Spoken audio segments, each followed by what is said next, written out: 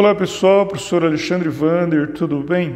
Bom, nosso vídeo de hoje nós estaremos comentando um pouco, ou passando um pouco do nosso conhecimento sobre a economia e também o comportamento da taxa Selic, que por certo poderá ajudá-los em elaboração de planejamentos, cenários financeiros futuros e também o empresário para ter noção aí de quais indicadores ou sinalizador ele pode estar estudando para melhor conduzir a sua empresa e ter uma noção do risco do sistema e também da economia.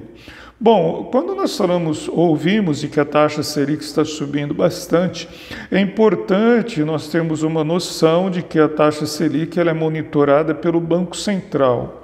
O Banco Central também faz parte do sistema financeiro nacional e ele que exerce o poder da política da moeda e do crédito dentro do Brasil. Bom, analisando então a taxa Selic, nós temos que analisar e avaliar ela em conjunto com outros indicadores, para que quando oscilar qualquer um desses indicadores ou conjunto desses indicadores, que é uma sincronia entre si, nós possamos ter noção como que está se comportando a economia e qual vai ser o reflexo, por exemplo, no câmbio, na taxa de juros, na inflação e tudo mais. Tá ok? Bom, então dentro do Brasil nós temos 4 indicadores muito importantes. O primeiro é o PIB, que é o Produto Interno Bruto, é tudo aquilo que se produz dentro da nação e o Banco Central comunica a oscilação da produção de um período para o outro, de um ano para o outro, isso em percentual. Olha, aumentou o PIB 5% em relação ao ano anterior. Teve uma retração do PIB em 5% em relação ao que produziu no ano anterior. Então o PIB ele demonstra para a sociedade, o Produto Interno Bruto, o quanto que o Banco Central vai arrecadar de imposto, dá para ter uma noção sobre isso, qual vai ser o grau da empregabilidade, se o PIB está subindo, mais pessoas trabalhando, como que vai caminhar a economia e assim por diante. Outro indicador importante também é a taxa da inflação, que é o IPCA. Tá, okay? Que é o custo do produto da cesta básica dentro da economia, que ela é reflexo então de outros indicadores.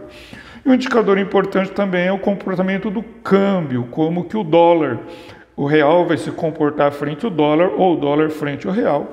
E finalmente nós temos a taxa Selic, que faz parte do Sistema Especial de Liquidez e Custódia, que é o custo, que é a taxa de juro que o Banco Central empresta ao dinheiro para as outras instituições financeiras dos bancos e que, por final, é repassado, então, esse custo para a sociedade como um todo, tanto a pessoa física como que também a pessoa jurídica. Então, são esses 4 indicadores ou sinalizadores do Banco Central. Então vamos agora na segunda etapa para entender então um pouco desses indicadores e o sincronismo entre si. Pessoal, é o seguinte, quando o PIB está em queda, está caindo, como foi no ano anterior, no ano 2020, que teve uma retração de 4%,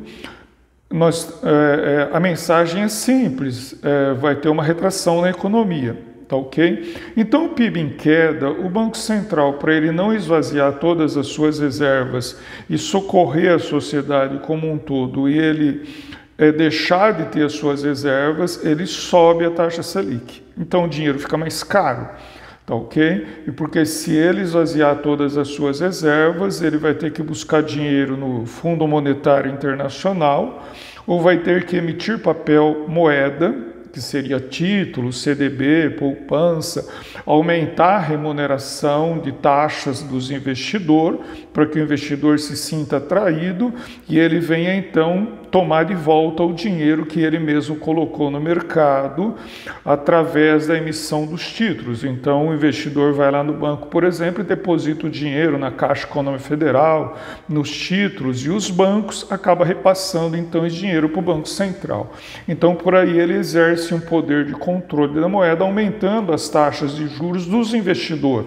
Então ele retira um pouco do dinheiro do mercado, através da remuneração dos investimentos. Acontecendo isso, o reflexo é direto na inflação, porque se teve uma valorização de 5% nos investimentos, os produtos das cestas básicas também vão aumentar 5%. Com isso, a classe trabalhadora, que é protegida, então, pela inflação, pelos produtos básicos, vão sentir, então, uma evolução muito grande dos produtos da cesta básica. Tá ok? Bom, um outro indicador importante que ele se correlaciona é a taxa do câmbio.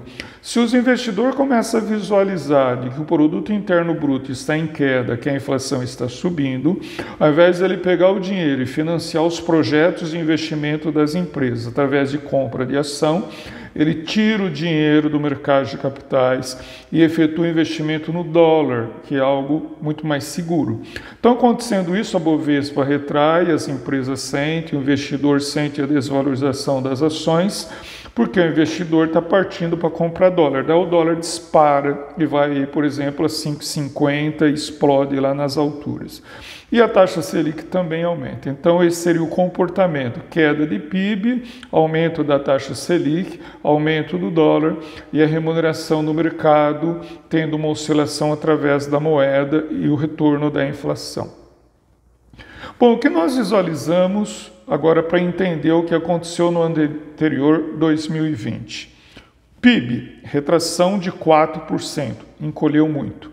O PIB, quer dizer, o Brasil praticamente, em diversos segmentos, teve uma paralisação, então teve uma retração. Porém, nós analisamos o seguinte: a taxa Selic em 2%, era para a taxa Selic subir, por exemplo, ia a 6%, 8%, mas a taxa Selic em 2%. A inflação, ela se controlou no ano anterior em 13% e 20%. Quer dizer, o produto sobrando na prateleira, porque a sociedade, já treinadas de outra economia, não comprou tanto, tá ok? Só que o Banco Central segurou a taxa Selic numa baixa, no momento de uma queda do PIB. Foi totalmente o inverso do que nós comentamos anteriormente. E o dólar, ele explodiu a 5,45. Então agora eu vou explicar para vocês o porquê o Banco Central conseguiu segurar a taxa Selic a 2%, nunca praticada na história anteriormente, e o porquê que a taxa do câmbio subiu. Bom, se nós entramos no período da pandemia, o mundo como um todo sentiu de que poderia ter falta de alimento. O Brasil é o celeiro do mundo, é onde se produz uma grande quantidade de alimento. A China, Japão, Estados Unidos, eles usaram as terras mais para tecnologia e tudo mais, e o Brasil onde tem um grande plantio.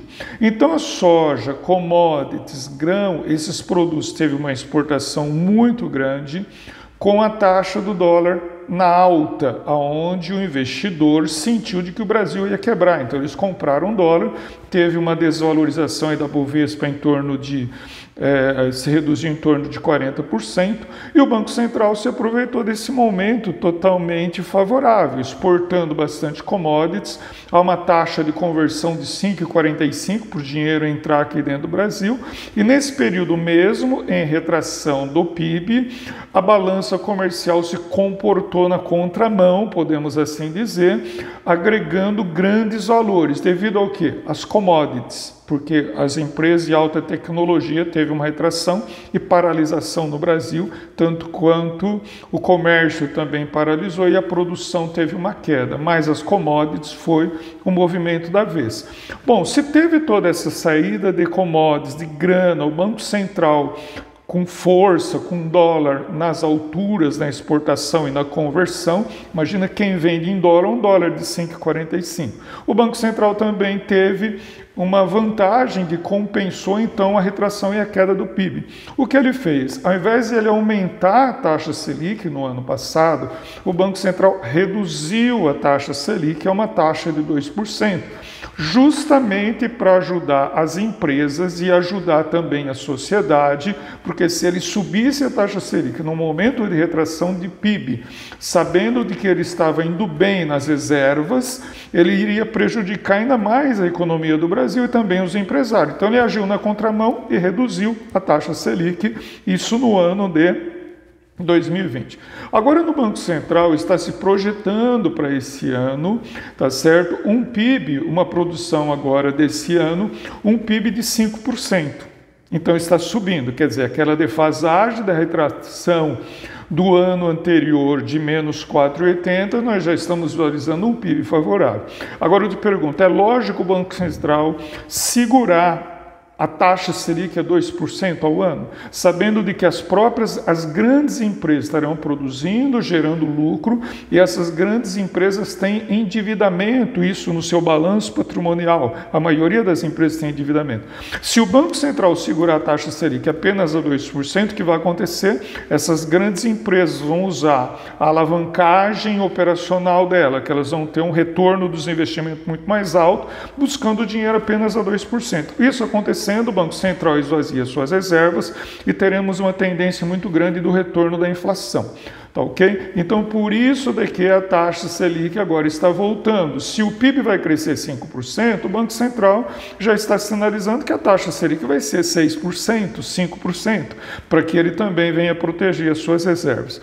Bom, espero que você tenha entendido aí a nossa mensagem sobre o comportamento da taxa Selic correlacionada com outros indicadores. Tá ok? Bom, agora a taxa do câmbio também está voltando, já está caindo a 5, existe uma tendência de 4,8, o Banco Central já está dizendo por quê.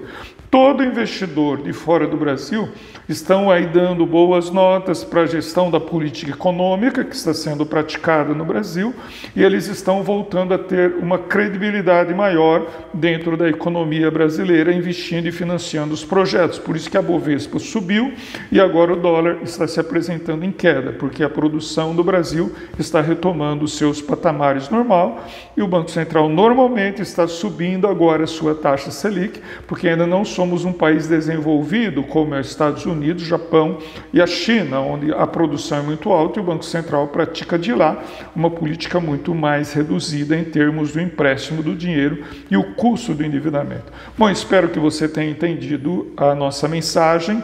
Estamos à disposição para você escrever algo aí no nosso Instagram ou mandar alguma mensagem. Estaremos contribuindo e respondendo aí na medida do possível. Um grande abraço, tudo de bom, professor Alexandre Vander, e até o nosso próximo vídeo.